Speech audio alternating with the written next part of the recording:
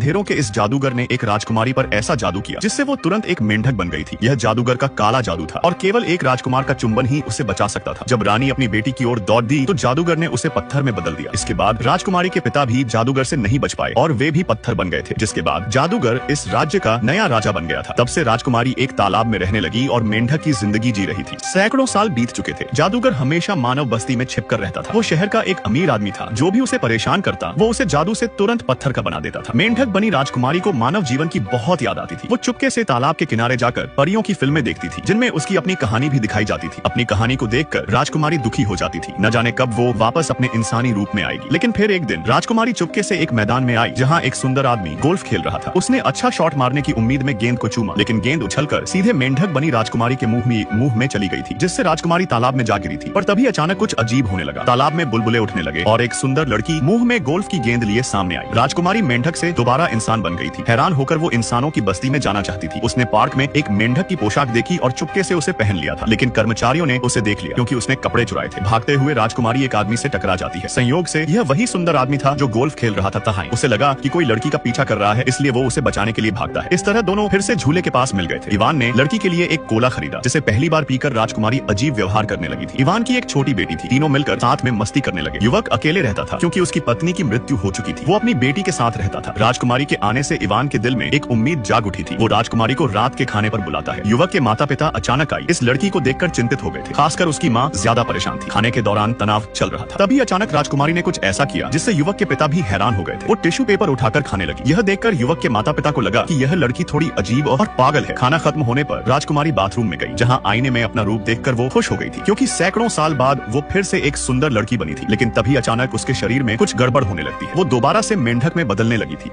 और गटर में गिर पड़ी थी। पानी के बहाव के साथ वो बहने वाली थी। उसने पूरी ताकत लगाकर पानी की धार का मुकाबला किया और आखिरकार टॉयलेट सीट पर चढ़ने में कामयाब हो गई थी। मेंढक बनी लड़की एक प्राचीन राजकुमारी थी जिसे काले जादू से मेंढक बना दिया गया था। केवल सच्चे प्रेमी का चुंबन ही उसे इस श्राप से बचा सकता था। संयोग से उसने एक जादुई गोल्फ बॉल को चूम लिया था, लेकिन इनडायरेक्ट किस से उसका जादू पूरी तरह से टूट नहीं पाया। इसलिए रात होते ही वो मेंढक बन जाती थी और सुबह होते ही वापस इंसान। प्रेमी की बेटी को लगा कि यह एक जादू है, इसलिए वो लड़की को एक जादूगरनी के पास ले जाती है। जादूगरनी ने लड़की के लिए एक खास किस्म का काढ़ा बनाया जिसे पीते ही उसने महसूस किया कि उसकी आंखें भारी हो रही हैं। अगले पल वो सो गई थी। जादूगरनी ने उसके प्याल में एक दृश्य देखा जो उसके अतीत का था। एक काला जादूगर राज्य में आकर उसे मेंढक बना दिया था और जादू तोड़ने के लिए उसे सच्चे प्रेमी के चुंबन की जरूरत थी। यह जानकर लिसा ने राजकुमारी को अपने पिता से मिलवाने का फैसला किया। लिसा की मदद से राजकुमारी एक सुंदर लड़की का रूप धारण कर लेती है जिसे देख इवान दंग रह गया था। लिसा की योजना के तहत राजकुमारी और इवान एक दूसरे में खो गए थे। इवान लड़की की सुंदरता से आकर्षित हो चुका था। वो उसे चूमने ही वाला था कि तभी अचानक उसका कमबख्त फोन बज उठा, जिसके कारण वो चुंबन से रुक गया था। उनका रिश्ता तो आगे बढ़ चुका था पर राजकुमारी को लगा कि शायद इवान उसे पसंद नहीं करता, जिससे दुखी राजकुमारी एक आंसू गिराकर गायब हो जाती है और फिर से मेंढक बन गई थी। अपनी योजना असफल होते देख और राजकुमारी की मदद न कर पाने के कारण लिसा भी दुखी हो गई थी। उसने अपने पिता को जाकर राजकुमारी की स्थिति के बारे में बताया, जिससे इवान बहुत परेशान हो गया था। राजकुमारी अब मेंढक बन चुकी थी और जादूगर का श्राप खत्म होने पर ही वो फिर से लड़की बन पाएगी। तभी तालाब का एक साथी आकर बताता है कि राजकुमारी को अंधेरे के जादूगर ने से पकड़ लिया है। लिसा ने पिता को बताया कि अंधेरे का जादूगर मानव घर में छिपा हुआ है। दोनों जल्द ही जादूगर को ढूंढ लेते हैं, लेकिन गुस्से में आकर